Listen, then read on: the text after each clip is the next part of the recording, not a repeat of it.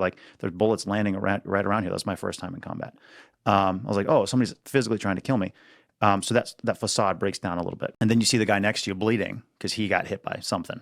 And you're like, oh, okay, this can hit you.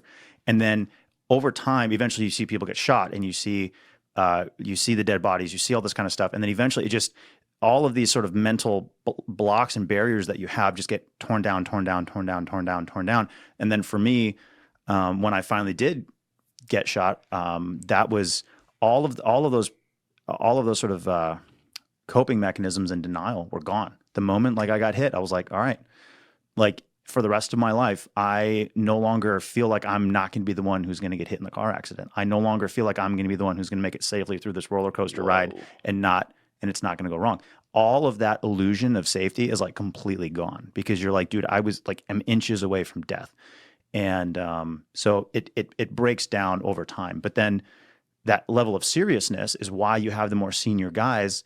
They're a little bit more hard-nosed. Some guys would be more hard-nosed. Some guys would be more focused on mentorship, and they take things a lot more serious.